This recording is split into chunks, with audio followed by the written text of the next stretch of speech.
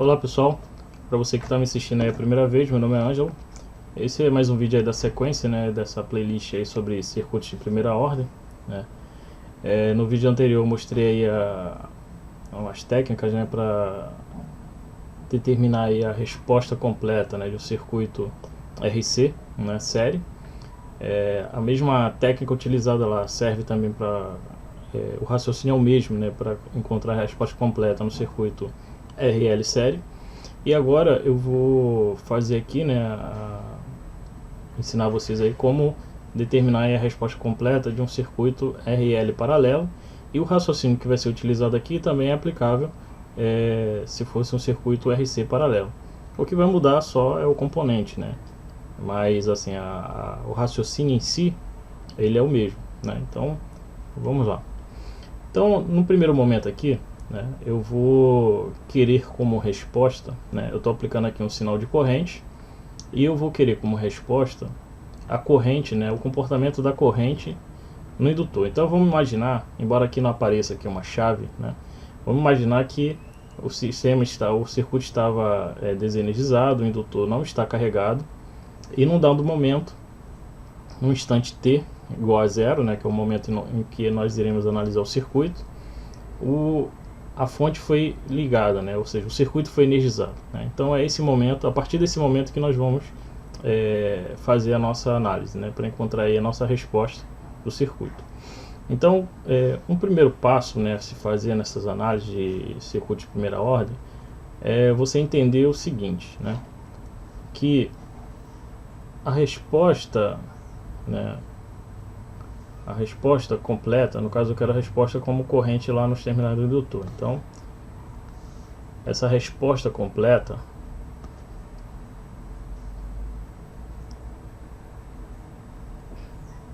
meu IL de T, né, ela será composta de uma resposta natural, né, que representa aí a condição do regime transitório, né, e a minha resposta forçada. Então eu tenho, né, eu tenho que encontrar, né, analisar o circuito, na verdade, né, não encontrar, mas analisar o circuito nesses dois momentos,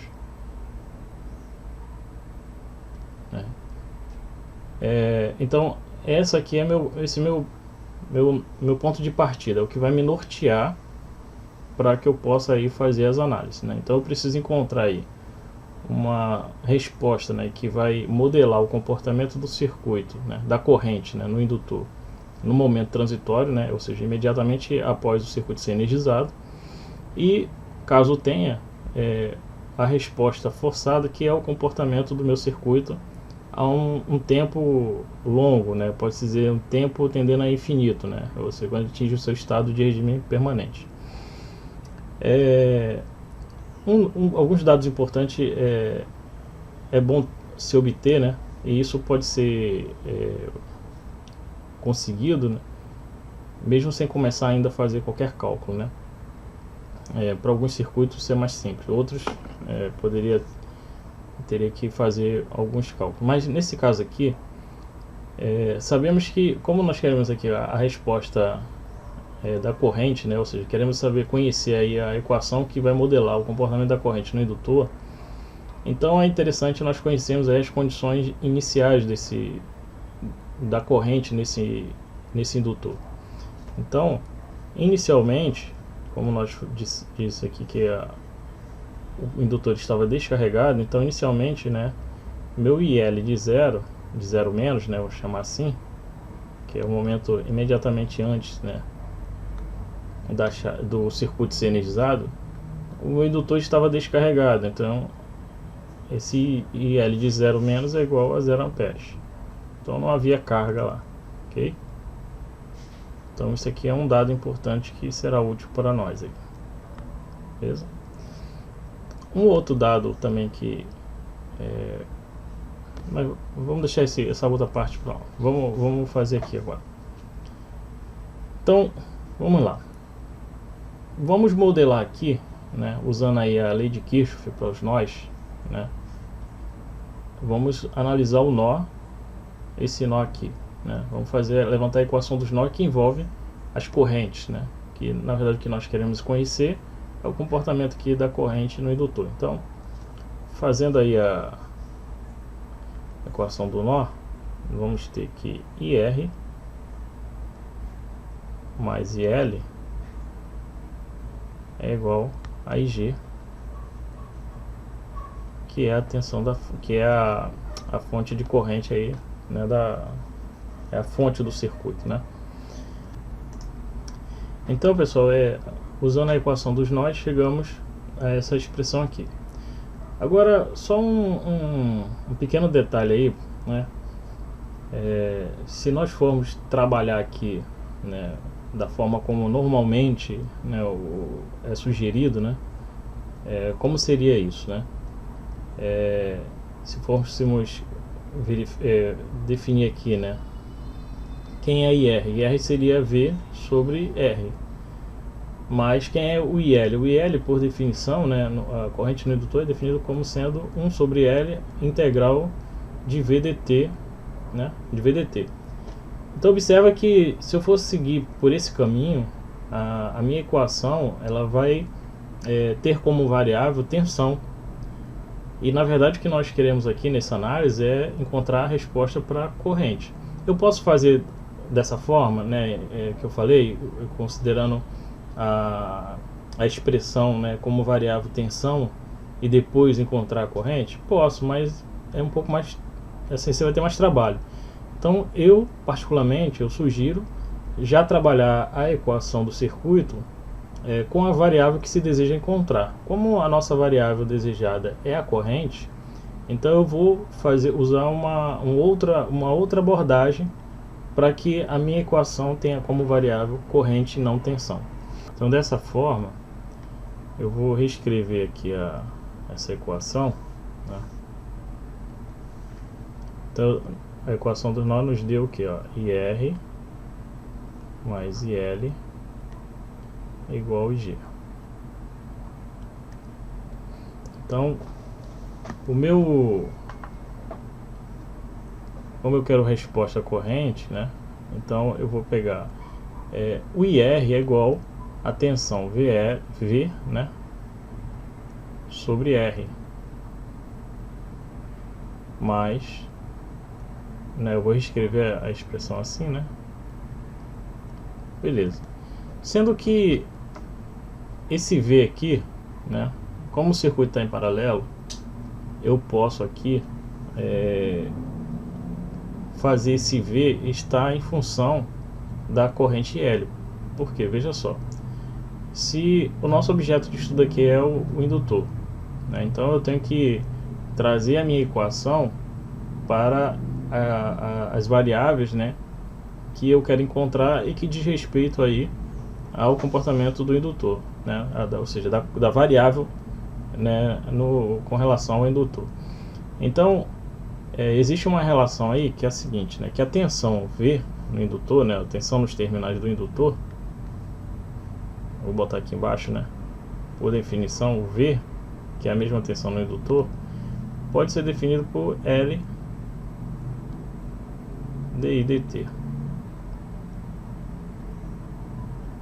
Então eu posso definir aqui, né, a tensão V em função aí da corrente L, que é a corrente que eu desejo encontrar, né, é a corrente que eu desejo conhecer. E aí eu posso reescrever aqui a equação em função da variável que eu desejo, né? Então eu teria que o V vai ser L sobre R vezes dV, d dt, dl dt mais IL, que é igual a IG. Perceba que a minha equação agora ela ficou como variável, né, embora aqui são valores constantes, né, aqui é constante, e aqui eu tenho o meu termo variável, que é o que eu desejo encontrar, né. E então, como já foi dito, né, vamos aqui, né, tornar o coeficiente aqui do termo aqui de maior grau, né, da equação diferencial, né. Agora temos uma equação diferencial. Eu vou tornar aqui o coeficiente dessa esse termo de maior grau, a um valor unitário, né? Então, o que é isso? Eu vou multiplicar toda a expressão por R dividido por L, né? Então, tornando o termo de maior grau aqui a um valor unitário, né, chegamos a nesse novo formato aqui da equação. Agora, como nós temos aqui uma equação diferencial, né, e como já foi dito que a resposta completa, né, ou seja, a solução para essa equação diferencial, ela vai ter que ter, né, ela é composta de uma parte natural mais uma parte forçada. No cálculo, quando se estuda o cálculo, essa parte natural no cálculo é chamada de solução homogênea, né? É quando se iguala, né, a equação diferencial a zero. E essa outra parte aqui, né, que é a nossa resposta forçada, no cálculo é conhecido como solução particular. Essa solução particular é obtida pelo resultado, né, o termo da igualdade, né, que está no segundo membro da equação, né? Então, ou seja, a nossa solução particular, ela vai ter uma estrutura, né, semelhante, né, ou seja, vai acompanhar, né, o formato da estrutura daquela solução, né, que está ali no segundo membro ali, né, que está na igualdade ali da equação diferencial. Então perceba que aqui é uma constante, então obviamente que a minha resposta forçada será também um valor constante, mas isso vamos ver num passo a passo. Então, no primeiro momento, para conhecermos aí a nossa solução natural, partindo do princípio do seguinte, que na solução, o comportamento do circuito na condição de regime natural ou transitório, ele não depende, né, da fonte, ou seja, do sinal de entrada. Então, dessa forma, né, o nosso circuito aqui, ele não vai ter a presença aí da nossa fonte, né, de corrente nessa análise, nesse momento transitório, ou seja, na solução natural, né? Então, reescrevendo aqui a equação para a resposta natural. Então, pessoal, aqui só para ganhar um tempo aí, né? Então, na resposta natural, nós igualamos aí a equação diferencial a zero, porque não, como já foi dito, né, a equação, o comportamento transitório, ele independe, né, do sinal de entrada. Então, fazendo dessa maneira aqui, né, e aplicando aí, né, aquela técnica, né, para resolução de equação diferencial homogênea, né, no caso aqui, né, é possível fazer por meio de equação pelo método da separação de variáveis. E aí, pegando o IL, né, trazendo para cá, dividindo, e o DT para cá, multiplicando, né, vamos ter aqui o inverso da corrente IL, de DIL, né, é igual a menos RL vezes DT. Integrando todos os dois lados, né, chegamos aqui a um log neperiano. E como nós queremos aqui a solução, né, não queremos o log neperiano de IL, mas sim o IL, então a nossa solução natural, né, é igual aqui a uma constante multiplicando aqui essa função exponencial. Então temos aqui, né, o comportamento, né, da corrente no indutor no momento transitório. O que não sabemos ainda é quanto vale essa constante que nós vamos obter daqui a pouco. Então, agora, né, vamos definir aí qual é a nossa solução forçada, né, nosso regime forçado. Como eu disse anteriormente, né, quando lá no cálculo vai resolver aqui uma equação não homogênea, né, então após definir aí a solução homogênea, na solução particular, né, da equação diferencial, normalmente essa resposta ela assume aí as características da expressão que está após a igualdade, né, que está ali como resposta daquela equação.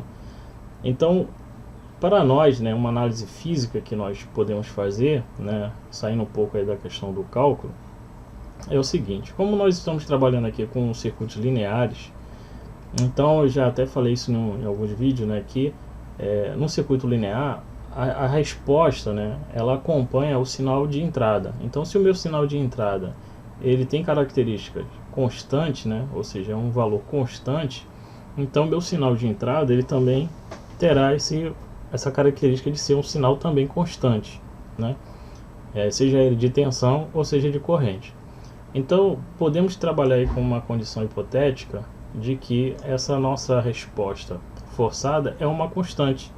E aí pegar esse valor, essa representação, né, dessa resposta forçada e aplicar na expressão, nós vamos poder obter aí por comparação o valor, né, da resposta que desejamos, né? Então vamos fazer da seguinte maneira.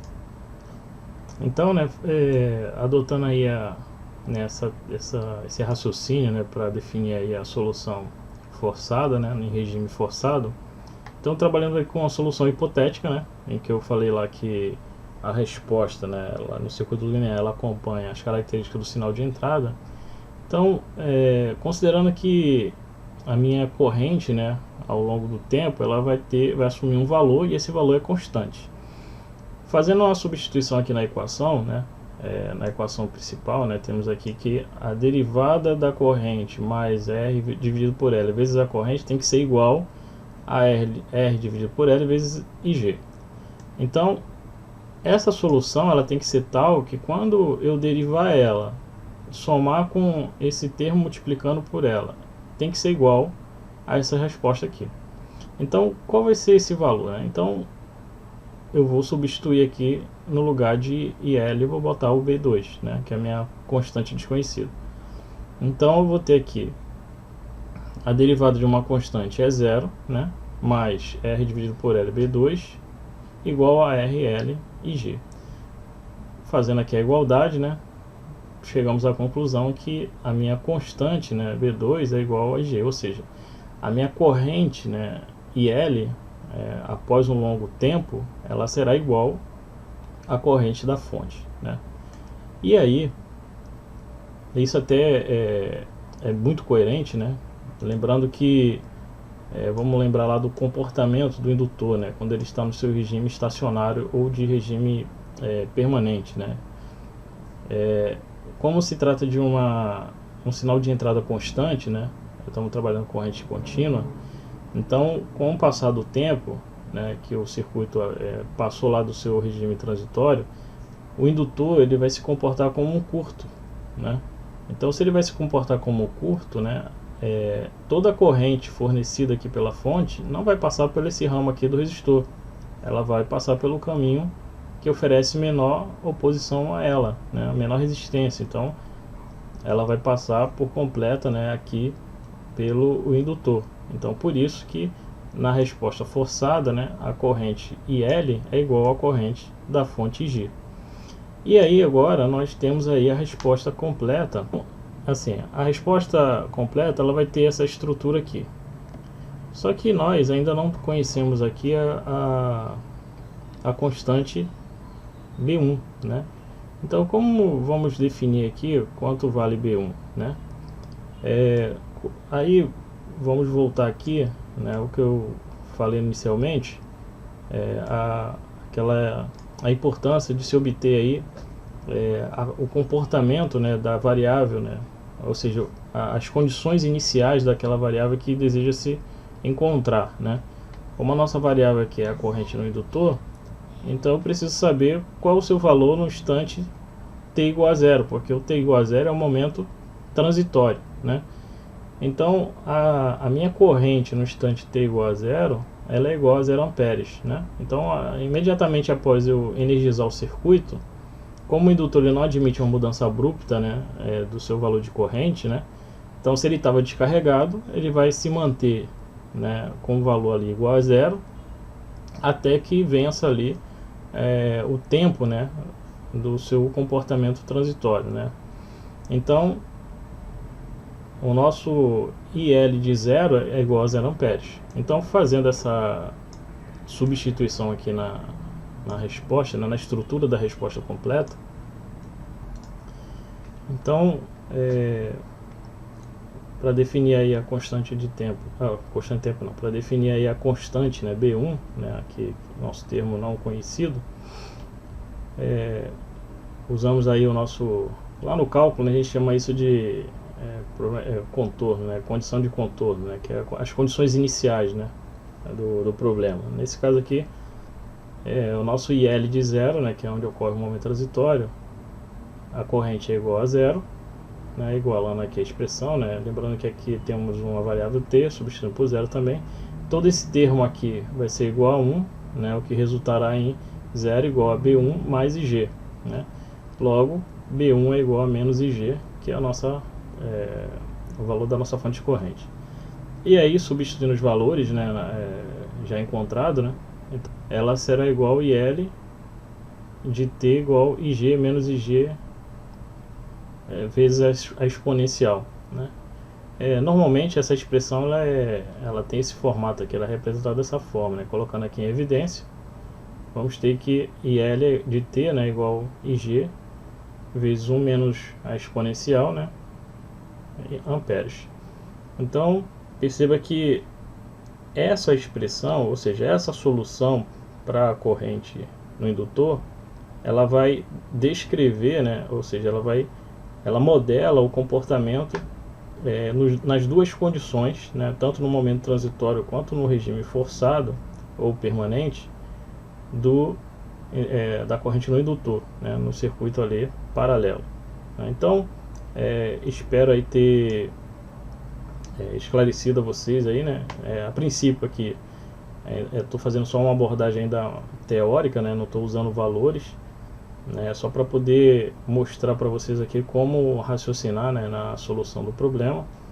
E eu vou fazer um outro vídeo mostrando como obter a resposta, a tensão como resposta, né. Poderíamos até obter aqui, né, fazer isso como? Seria só derivar, né, a tensão nos terminais do indutor a indutância vezes a taxa de variação da corrente. Então seria a derivada disso aqui, né? Mas eu vou mostrar para vocês como obter essa resposta, não fazendo por esse meio, né, de derivar, mas raciocinando aí muito semelhante a esse raciocínio, só que modelando nossa equação para termos como variável aí a tensão. Valeu, pessoal? Então, você que ainda não é inscrito no canal, se inscreva. Se foi útil para você esses conceitos, né, esse conteúdo, né, deixa aí, quiser comentar, deixa aí seus comentários. Se quiser compartilhar com os amigos também que se tem interesse nesses assuntos, né, e qualquer dúvida aí, deixa no comentário que eu tentarei estar respondendo para vocês. Então, forte abraço e acompanhe aí os próximos vídeos que eu vou estar postando sobre esse assunto.